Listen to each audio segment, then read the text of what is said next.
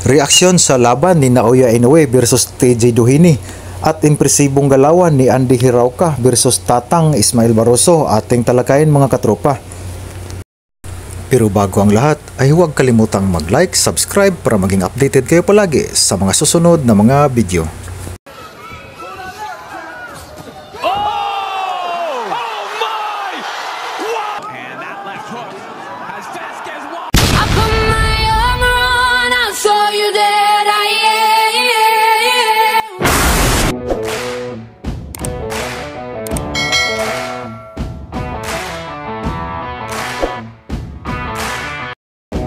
Mapagpalang araw mga katropa.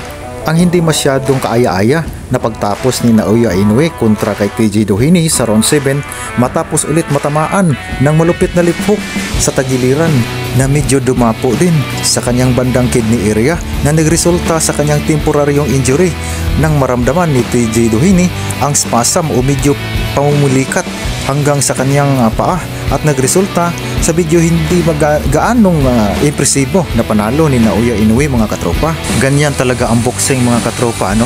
Medyo misteryoso. Minsan yung mga kalaban mo magbibigay sa iyo ng mga magagandang laban at lalong magpapasikat sa iyo.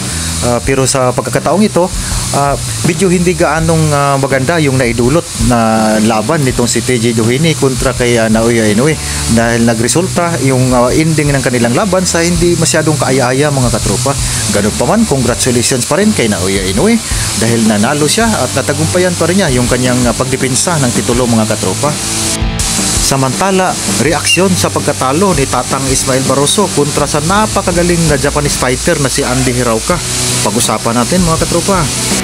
Sa umpisa pa lang ng kanilang laban ay maganda na talaga ang pinakitang galawan ni Andy Hirauka mga katropa. Hindi siya yung tipo ng boxer na pabaya kahit alam niyang matanda na ang kanyang kalaban na si Tatang Isma.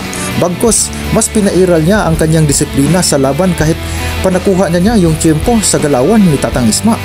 Pero may mga rounds din na nakakatama itong si Tatang Isma mga katropa at kumunikta din at ramdam ni Andy Hirauka na delikado pa rin ang mga banat ni Tatang Isma.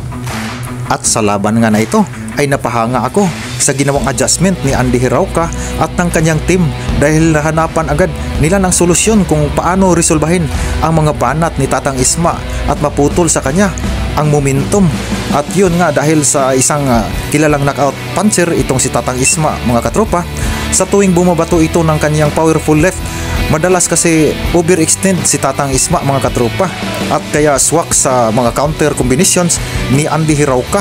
Idagdag pa natin na mas bata pa ito at maganda pa ang kanyang mga reflexes sa katawan at lalo na nung binanatan na ni Andy Hirauka si Tatang Isma sa katawan mga katropa, ayun hindi na kinaya ng 41 anyos na si Tatang Ismael Barroso. Kaya congrats kay Andy Hirauka, nanalo via 9th round technical knockout. Kaya congrats sa ating mga katropa na tumama sa laban na ito kung pinili nyo si Andy Hirauka na yamado sa laban.